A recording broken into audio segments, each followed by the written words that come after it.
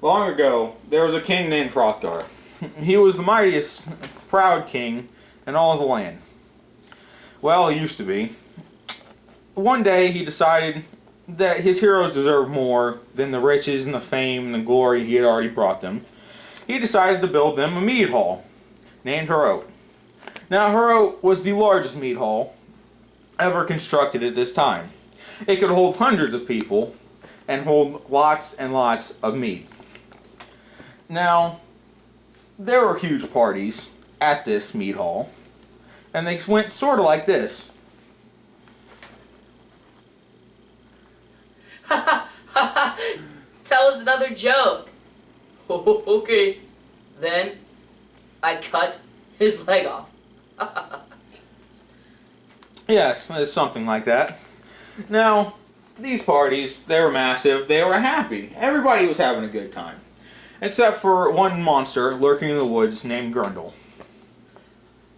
I'm so sad and depressed. Nobody loves me. And they're over there having the time of their life. Ooh yeah, having fun. It makes me angry. So angry that I just want to kill them all. Yeah, he got pretty angry. Now, the reason he got angry is because everybody was being happy except for him. They excluded him from the party, and it was a classic, I don't like those people because they don't like me. So, what he proceeded to do was, in the early morning, after everybody had passed out in every imaginable place, he broke into the mead hall and proceeded to slaughter everyone in there. Now, this had happened 12 years prior to the present day. And in the present day, for 12 years, Grendel has been terrorizing Heorot. It's not so much he destroys the building, or that he kills people during the day.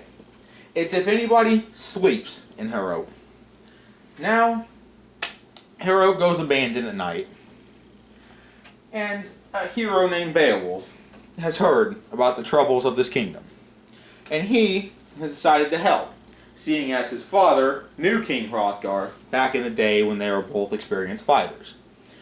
Now, Beowulf, wanting to help Hrothgar because he was a mighty hero and it was for glory and such, decided to take 30 of his men and go over to Heorot and help out King Hrothgar. So they land on his kingdom, and a watchman comes and talks to them and says, "Who are you, and why should I not alert everyone in the village?" And Beowulf, being the prince that he is, could have said something snotty like, "Get out of my way, peasant," or just straight up stabbed him for being insolent. But he takes the high road and just goes with his credentials, goes, "I am the prince," or I am a hero, and I am here to solve your Grendel problem." So the watchman, hearing this many times, was skeptical, but let him go.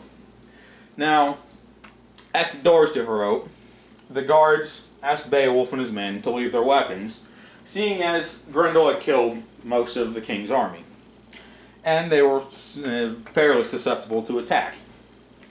So they do as he asks, as you know, as you would. Beowulf understands how someone would want to be treated in their own kingdom, castle, and such. So Beowulf goes in, and King Hrothgar recognizes him, and Beowulf vows to either kill or die at the hands of Grendel. And King Hrothgar gives him an out. He kind of says, "You don't have to do this if you don't want to." And Beowulf, a second time, vows to kill or be killed by Grendel. Now, you skip to that night when Beowulf and his men have laid a trap for Grendel. Beowulf and his 30 men, the 30 men being all armored up and having all their gear, And Beowulf, having set aside everything, he's only in his normal dress clothes, his normal everyday, his linens and such, and he is awake during this whole time. His men, however, go to sleep.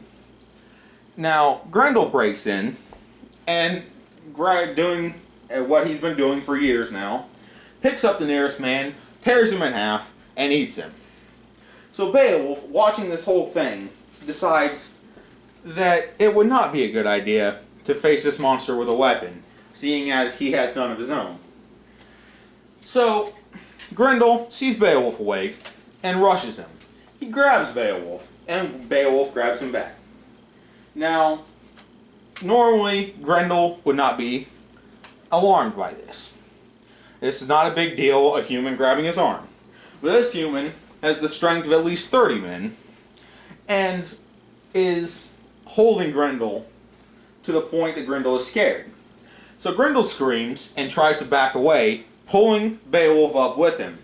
Now, at this point, all of Beowulf's men are awake, and they're trying to help their comrade, their prince, by stabbing at Grendel. Now, their weapons cannot pierce his hide. However, as he's pulling away, Beowulf rips his arm off, and Grendel goes screaming into the night. He is mortally wounded, and will not survive the encounter. That day, that morning, everybody shows up at Heorot, and Beowulf and his men are showered with gifts. And the King Hrothgar, says, "Beowulf, I will honor you as if you were my own son. And should I fall and my sons fall, you will be next in line for the throne." This is a big deal, being honored as his son and all. So Beowulf accepts. That was the story of Grendel.